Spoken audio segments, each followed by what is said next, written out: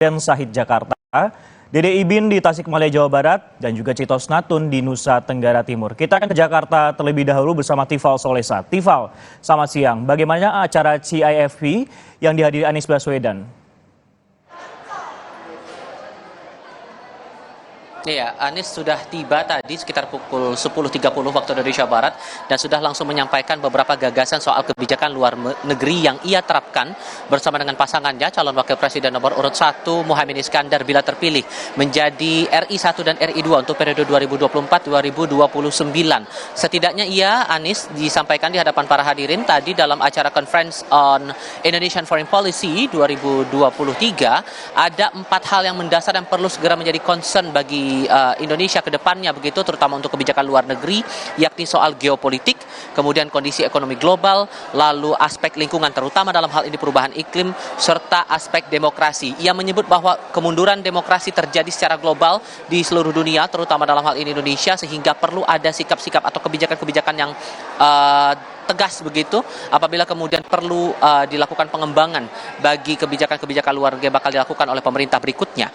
Ia menggagas ada 5 pilar politik luar negeri yang ia gagas di situ di dalam acara kali ini.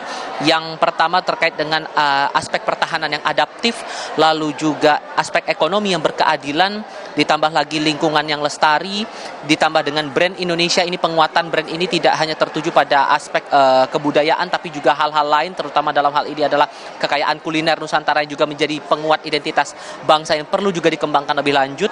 Dan yang terakhir adalah masalah diplomasi yang proaktif dan inklusif. Hal inilah yang kemudian digagas oleh Anies Baswedan dalam acara kali ini, dan disampaikan bahwa ada cita-cita bahwa pasangan Amin ini nantinya bila terpilih menjadi presiden dan wakil presiden pada 2024-2029 akan membuat Indonesia semakin mendunia. Nah, hal menarik sebetulnya muncul tadi saat ada semacam sesi quick and sharp begitu, ada sesi tanya jawab cepat begitu yang disampaikan oleh perwakilan atau partisipan acara ini dengan Anies Baswedan. Tadi sempat ditanya masalah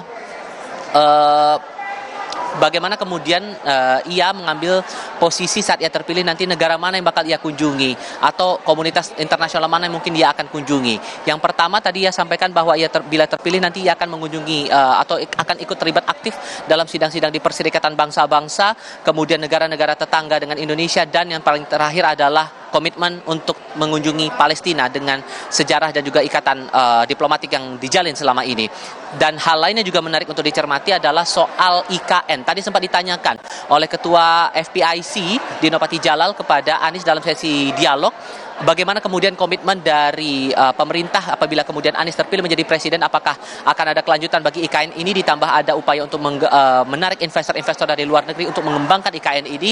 Ia menyampaikan bahwa sebetulnya IKN itu menjadi belum urgen untuk kondisi sekarang, apabila kemudian alasannya untuk membenahi aspek-aspek kekotaan ataupun juga aspek-aspek urban. Ia menggagas bahwa seharusnya transportasi publik lah menjadi salah satu hal yang perlu diperbaiki untuk bisa menekan yang namanya potensi kemacetan, lalu juga masalah kondisi polusi udara yang semakin buruk, terutama kalau kita bicara di kawasan DKI Jakarta. Perlu diingat bahwa Anies menjadi partisipan pertama atau capres pertama yang berbicara dalam forum ini, dan nanti sore sekitar pukul 6.15 petang waktu Indonesia bagian Barat adalah giliran dari calon presiden nomor urut 3 Ganjar Pranowo.